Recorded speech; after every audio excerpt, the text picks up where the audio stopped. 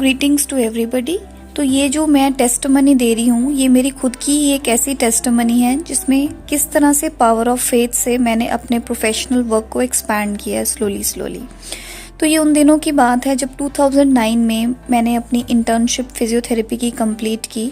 तो डेफिनेटली मेरे पास दो ही ऑप्शंस थे उस टाइम पे कि एक तो सबसे पहला ऑप्शन एक्सपीरियंस के लिए आपको अपना रिज्यूमे बनाना पड़ता है, तो आपको काफ़ी हॉस्पिटल्स में अपना रिज्यूमे देना पड़ता है। तो मैंने भी यही किया, मैं अपना रिज्यूमे देने गई, काफ़ी हॉस्पिटल्स में मैं देना चाहती थी तो वो देने गई। और सेकेंडली फिर मैंने अपने यहाँ पे जो मेरे को जान पहचान के मेरे टीचर्स रहे हैं उनको मैंने होम फिजियोथेरेपिस्ट के बारे में भी बता दिया था कि अगर कोई विजिट हुई तो मुझे बताना।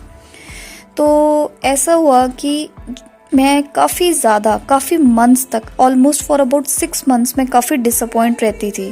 क्योंकि हॉस्पिटल से मुझे कोई कॉल नहीं आता था और ना ही कोई अगर मुझे होम फिजियोथेरेपी के बारे में बताते थे तो वो कमीशन बेस्ड काम करने के लिए कहते थे। उसके लिए कभी भी मेरा जो माइंड है वो कभी भी मेरा अग्री नहीं हुआ, राइट। तो फिर अगर हॉस्पिटल से भी कोई कॉल आनी तो हॉस्पिटल्स भी बड़े दूर होते थे और पैसे भी बड़े कम, तो मेरा मन इन चीज़ों से बहुत ज़्यादा फ्रस्ट्रेट हो गया था। तो उन दिनों मैं गोल्डन टेम्पल गई हुई थी, तो वहाँ पे मेरे पास एक बुक मेरे को अट्रैक्ट की, वो है power of prayer by Raghbir Singh Bir. तो मैंने वो बुक परचेज कर ली। तो जैसे ही मैं घर पे आई तो मैंने उसमें से एक चैप्टर है how the faith answered what you really want. तो उसमें एक स्टोरी थी कि एक विलेज में ना बारिश नहीं होती है, काफ़ी महीने हो जाते हैं।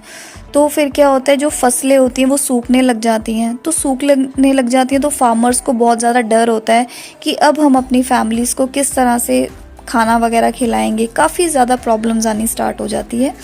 तो उसमें ये होता है कि फिर सारे विलेज के जो लोग हैं उन्हें मास प्रेयर्स के लिए वो इकट्ठे हो जाते हैं।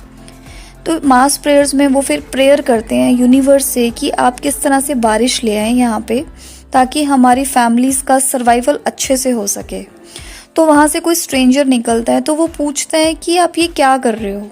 तो वो बताते हैं कि इस तरह से हमारे विलेज में बारिश नहीं हो रही है, तो हमारी फसलें सूख रही हैं, हमारी फैमिलीज़ काफ़ी ज़्यादा मतलब भूखे मर रहे हैं हम सब, तो इसीलिए हम प्रेयर कर रहे हैं कि बारिश आ जाए।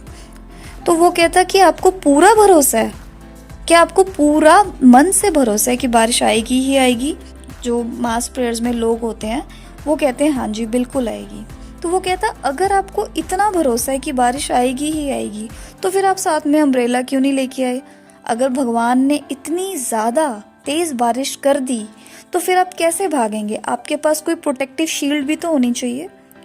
तो जितने लोग वहाँ पे मास प्रेयर्स में वो लोग जो सुनते हैं ये बात, तो वो क्वेश्चन करना स्टार्ट कर देते हैं मन ही मन में, क्या रियली में बारिश भगवान इतनी जल्दी हो जाएगा। तो क्या होता है, बारिश आती ज़रूर है लेकिन लेट हो जाती है। लेट क्यों हो जाती है, क्योंकि उन्होंने इसमें क्वेश्चन डाल दिया। ये प्रेयर मेरे को बहुत ज़्यादा टच कर गई। तो मैंने सबसे पहली इंटेंशन तो ये डाली कि मुझे जॉब नहीं करनी, मुझे होम फिजियोथेरेपी ही करनी है।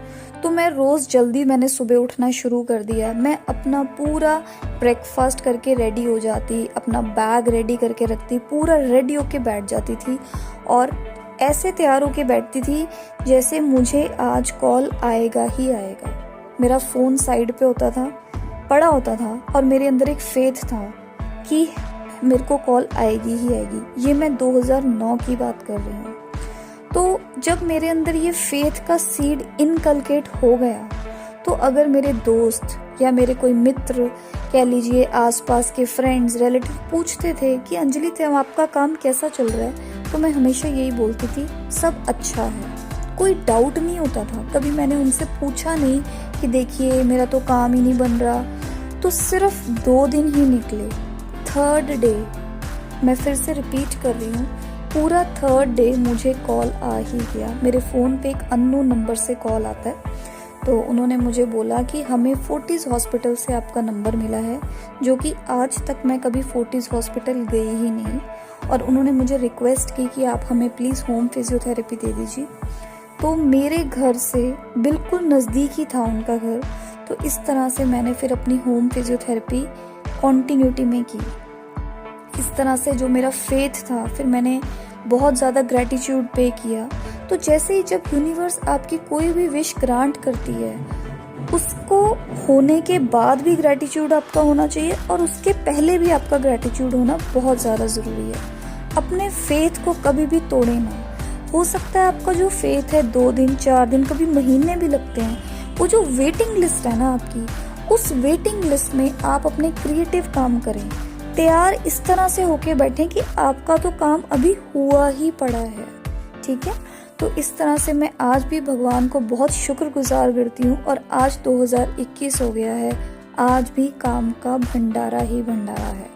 तो मैं दिल से आज उन सभी यंगस्टर्स को ये मैंने टेस्टिमनी इसलिए प्रमोट की है ताकि जब वो इस दौर से निकले तो अपने मन में कोई डिसअपॉइंटमेंट ना लेके आए, अरे मेरा तो काम हुआ नहीं है।